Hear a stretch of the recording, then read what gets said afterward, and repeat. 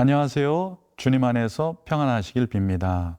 영등포 교회를 섬기는 윤길중 목사입니다. 계시록을 통해 알 수 있는 사실은 하나님의 침묵은 길지 않다는 것입니다. 하나님께서는 인간의 반역과 저항에 대해 반드시 죄를 물으시고 마침내 그의 응당한 처벌을 내리심을 알게 됩니다. 그러므로 기회 있을 때 회개하고 하나님께로 돌아와야 합니다.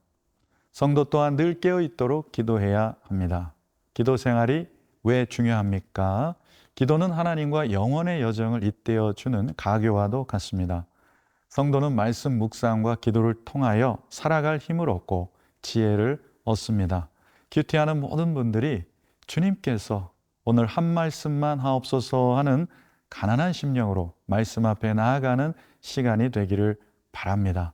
오늘의 말씀은 계시록 8장 1절로 13절 말씀입니다. 하나님의 말씀을 경청하시겠습니다. 요한계시록 8장 1절에서 13절 말씀입니다. 일곱째 인을 떼실 때에 하늘이 반 시간쯤 고요하더니 내가 봄에 하나님 앞에 일곱 천사가 서 있어 일곱 나팔을 받았더라. 또 다른 천사가 와서 제단 곁에 서서 금향로를 가지고 많은 향을 받았으니 이는 모든 성도의 기도와 합하여 보좌 앞 금제단에 드리고자 함이라. 향연이 성도의 기도와 함께 천사의 손으로부터 하나님 앞으로 올라가는지라. 천사가 향로를 가지고 제단의 불을 담아다가 땅에 쏟음에 우레와 음성과 번개와 지진이 나더라.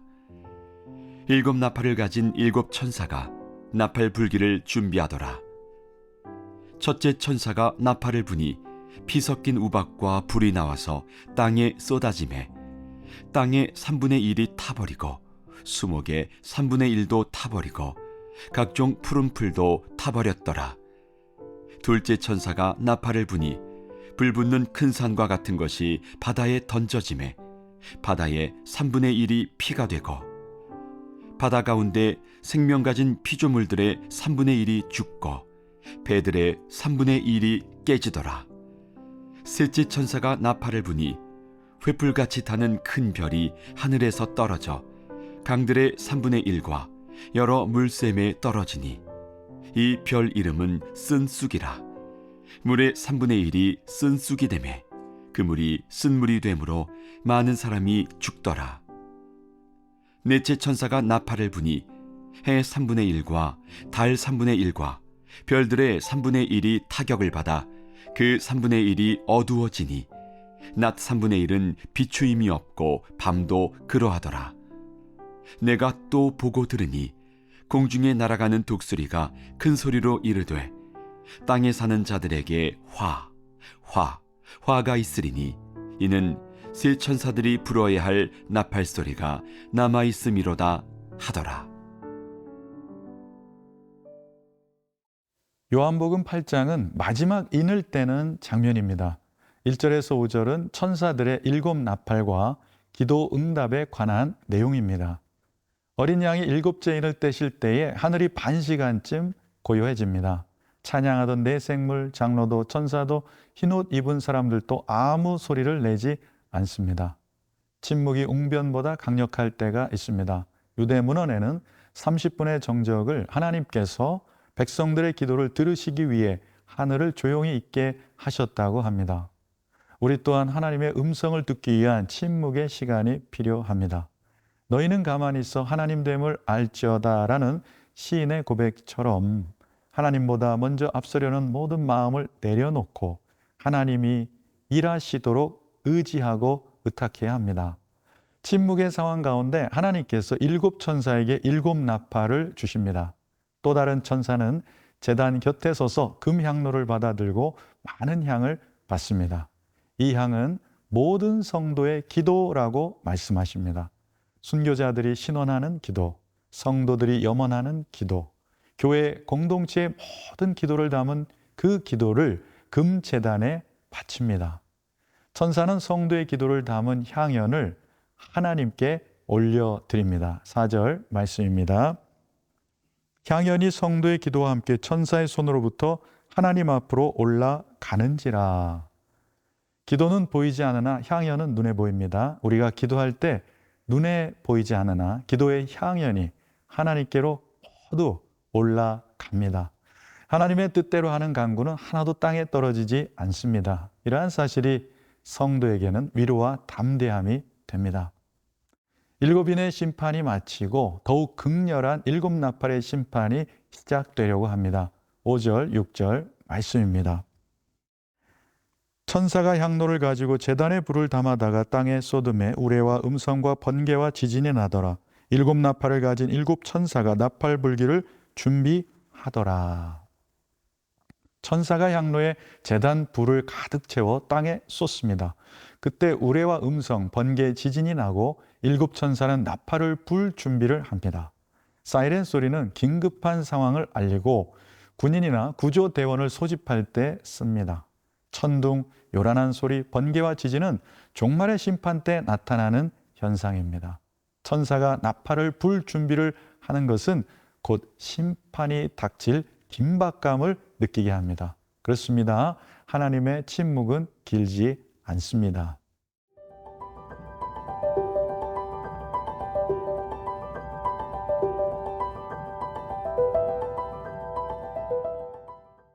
(6절에서) (13절의) 내용은 첫째, 둘째, 셋째, 넷째 천사의 나팔 소리와 그에 따른 심판에 관한 내용입니다.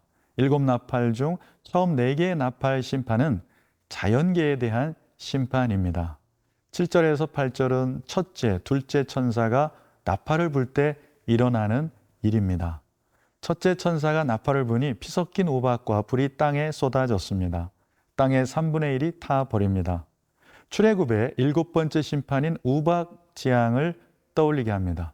또한 소돔과 고모라를 불로 심판하는 것이 생각납니다. 수목의 3분의 1이 다 타버립니다. 두째 천사가 나팔을 부니 불 붙는 큰 산과 같은 것이 바다에 던져졌고 바다의 3분의 1이 피가 됩니다. 9절에 바다가 피로 변하니 어류들 3분의 1이 죽습니다. 또한 배들의 3분의 1이 깨집니다. 이는 출애굽 열재앙 때 이집트 나일강을 피로 변하게 하신 첫 번째 재앙을 떠올리게 합니다. 3분의 1이 강조되고 있습니다. 무슨 의미입니까? 3분의 1을 심판하시고 3분의 2는 남겨두십니다. 그 이유는 완전한 최종적인 심판이 아님을 시사하십니다. 아직 회개와 회복의 가능성을 열어두심을 알게 됩니다. 10절에서 12절은 셋째, 넷째 천사가 나팔을 불자 일어나는 일입니다. 셋째 천사가 나팔을 불자 쓴 쑥이라는 별이 하늘에서 떨어져 강들의 3분의 1과 여러 물샘에 떨어집니다. 물의 3분의 1이 쓰게 되고 그 쓴물을 사람들이 마시지 못하니 죽게 됩니다.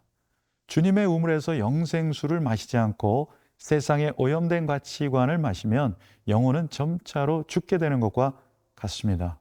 오염된 물이나 음식은 가려 먹지만 오염된 미디어를 가리지 않는 것은 정신과 영을 해치는 일입니다.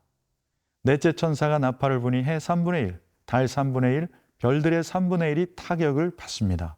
3분의 1이 어두워지니 낮 3분의 1만큼 빛을 잃습니다. 밤에도 빛을 잃어 더욱 어두워집니다. 어둠의 심판은 출애굽 재앙 9번째인 암흑의 심판을 떠올립니다. 국지적인 심판이 아니라 총체적이고 우주적인 심판이 이어지고 있습니다.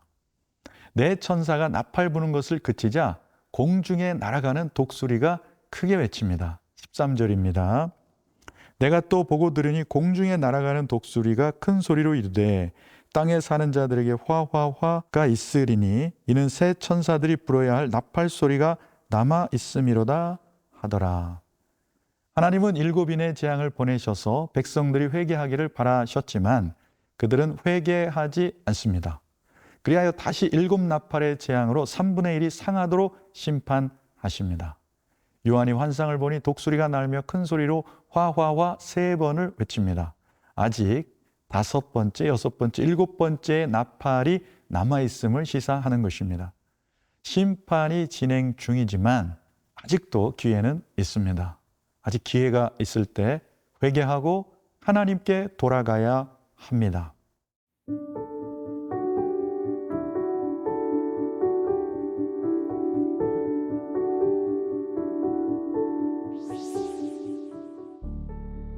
사랑과 공의의 하나님, 하나님은 사랑과 은혜가 넘치는 하나님이시기도 하면서 동시에 심판하시는 공의의 하나님이십니다. 세상을 심판하고 멸하실 권세를 가지신 분입니다. 하나님을 가벼이 여기지 말고 하나님을 경외하며 하나님의 영광을 구하는 삶을 살게 하옵소서. 하나님의 침묵은 길지 않으므로 속히 회개하고 하나님께 돌아가는 역사들이 곳곳에서 일어나게 하옵소서. 예수님의 이름으로 기도드립니다. 아멘.